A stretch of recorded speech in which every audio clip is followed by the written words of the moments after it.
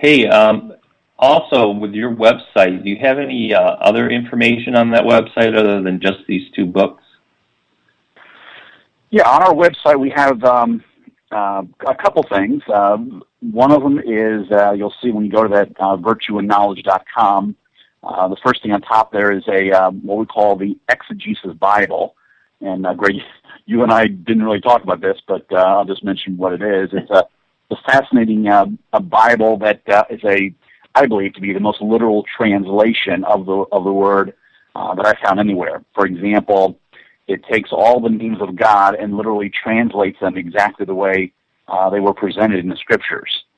And basically, the way the format is just you have two versions on one page. On the left-hand side, you have the King James Version, which you can actually see what we're familiar with. And then on the right-hand side, he has a literal word-for-word translation. So, but it's a fascinating, if you're interested in studying God's Word, it's a fascinating way to see, a literal without having the real knowledge of the Hebrew or the Greek.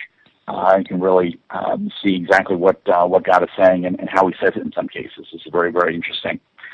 The other thing, of course, is okay. Go ahead. Yeah, the other item on there is the courses. The two logic books. We were involved in the homeschool marketplace for many years ago, and so we got excited about it. My wife ended up writing two study guides for those two logic books, and those can be found there, as well as a critical thinking course for children. So it's got a number of things that if you're interested in pursuing that either for yourself or for your children, you can find those there. But it's a fascinating topic and well worth your time to look and improve yourself in that area. Okay, can you give me that website one more time, just so our listeners, if they've need to get a pen and paper or whatever to write that down, that they can do that? Yeah, it's Virtue and Knowledge, and I'll spell it out. It's Virtue is VIRTUE. The word in, IN, and again, this is all one word, Virtue in Knowledge, KNOWLEDGE.com. So virtueandknowledge.com. Great. I did some research on critical thinking since our discussion this past week, and because it's a fascinating subject to me. In schools today, what is being taught as far as learning is basically they're just putting out there to the children that are being taught a list of facts, and then they're telling them what's going to be on the test for these lists of facts, and then they're testing whether or not they know these facts. They're not testing them whether or not they understand the facts. And we had talked about writing essays, and I guess some of the old ways of teaching was where children had to write essays with regard to what they've learned, so that the teacher knew they understand what they were writing about. But I just want to read a little bit on this critical thinking. I got this from Wikipedia, and I realize everything on Wikipedia isn't gospel truth, but I believe this is. And it says, critical thinking is a way of deciding whether a claim is true, partially true, or false. Critical thinking is a process that leads to skills that can be learned, mastered, and used.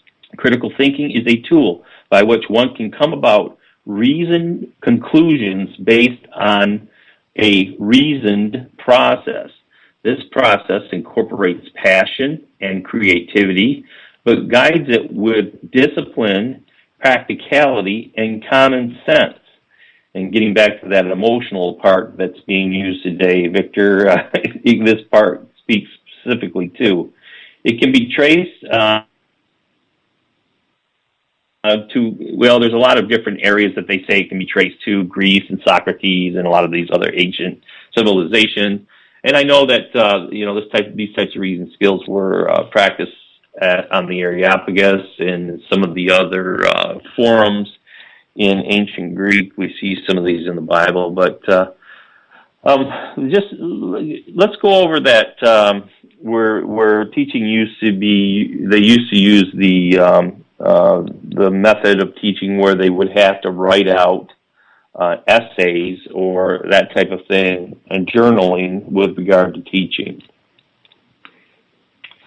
Yeah, if you go back in history, you find that our school systems were very simple, and we refer to as the basics, the 3 R's: reading, writing, and arithmetic. And when I do seminars, I talk about the fact that we pretty much abandoned all 3 of those, and I can go into detail at some other point. But on the writing side, today, writing was always, from a thinking standpoint, was always considered to be an essay. I sort of group writing into a couple different categories. There's, of course, opinion related, so what we now classify as journaling. Sort of things just sort of pop off your head. You just write your thoughts on paper and those kind of things. And there's some value to that. There's no question about that. The second type, and probably the most valuable, is where you're actually interacting with a specific material that you've read or someone is discussing or whatever the situation is. And that was always the case when you go back to the education of like Abraham Lincoln and our early educational process was they would read great books, books that made them think, and then they would write about those books and interact with the material and in many cases answer questions either posed by teachers, mentors, those type of things, to help the student to really grasp with the principles, with the concepts, how to integrate, the character they're reading about into their life, and what it would actually mean to them and their time, and how would they, judge the right or wrongness of a particular action that's being discussed in the literature or whatever it was. So my contention is, much of our educational process, as well as the adult life, has walked away from for 2 reasons. The process of really writing as a thinking process. And the first reason is it's very difficult. Writing essay is just, I believe, one of the most difficult skills, especially starting out for any student, because there's just something about the process of taking the thoughts in our mind and sort of boiling them down to something precisely we're putting on paper. And then to choose the correct words to sort of express those ideas is a very difficult thing, and it's time consuming, and it's a strenuous mental exercise. And most of our educational process has chosen the easy route versus the hard and profitable route. And then the second thing is it's just the lack of not knowing how. I always talk with the fact that most of us, including myself, was a product of a public school education, and of course I'm in my 50s now, so that was a long time ago. But back then we did have some teachers that were, using the essay process. But even as my education moved into graduate school and those kind of things and beyond, less and less of that writing process took place, because if a student wrote, that means the teacher had to read that writing and sort of digest it, and there's a lot of time and energy on that part, where now it's much easier to hand out a true-false test and just throw a template on there, and you can tell in a matter of seconds whether the student got the right answers or not. But it's not the same as an essay writing process. Yeah, I agree with that. I have many educators in my family. My father, in particular, who is a master in English education, and he is principal of schools. He has been most of my life. Even as a child, he was a principal of schools, and has seen the teaching and the standards of teaching degrade. In fact, he's doing, he's 75 years old, or 76, I believe, and he is doing substitute teaching now. And he gets in there and he tells me, some of the students are just impossible to deal with, and trying to teach them is almost impossible because there's no way to have any discipline in the classrooms. But then I have a sister also who teaches in the Rochester City Schools, and it just is really, really an amazing thing that how far down and dumbed down our teaching of our children. They are the future of our country. And I know in this last election, some of the people were saying after the election that basically the people who voted President Obama back into office, and I know I don't want to get political here, but basically were low information voters. All they knew was who they liked, who looked better, who looked smarter, and that's who they chose to be president. They didn't. No one really cared about the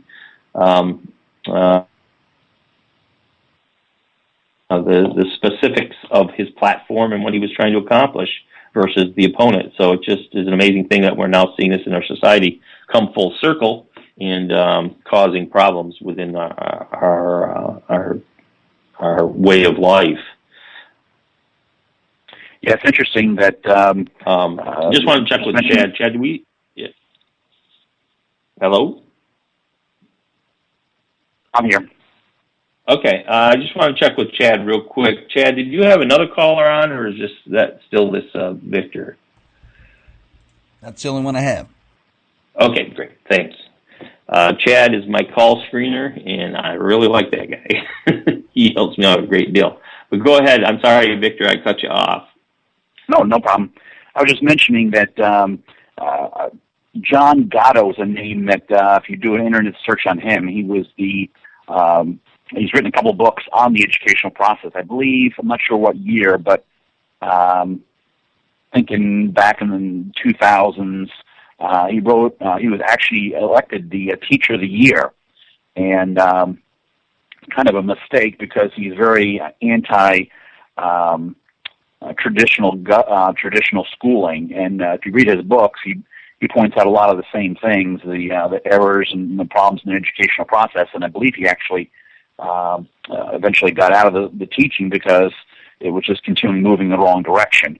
And he was trying within the system to make some changes and bring about some reform that no one was listening to. But yeah, it's a huge problem in the public schools and in any educational. I see a lot of the same thing in Christian schools, where a lot of times, where the Christian school is sort of following the same philosophy that the public school does. They just use quote unquote Christian materials.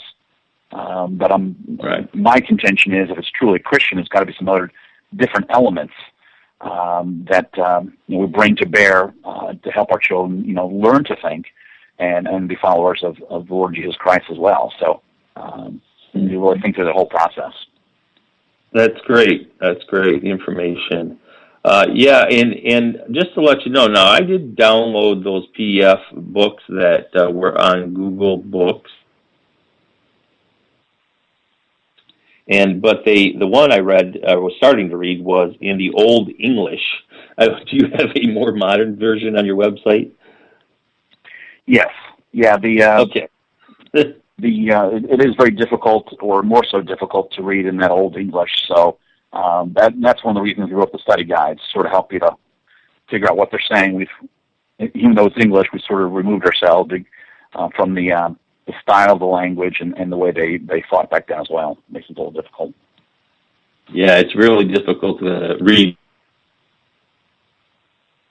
The S's all look like F's, and the way that they say their words are very hard for your mind to grasp. So that's great that you have modern versions of those on your website. So definitely check those out. There were some other subjects I wanted to cover on today's show, so I need to let you go now, but I really appreciate you calling in. I'm sure we will be working together on issues in the future, and I will definitely have you back on the show to discuss this type of thing. But I really appreciate you come in. You're a great brother and a great educator, also, and philosopher. So thank you very much. Thank you. Oh, thank you for having me. Thanks so much. Bye-bye. No problem. Bye.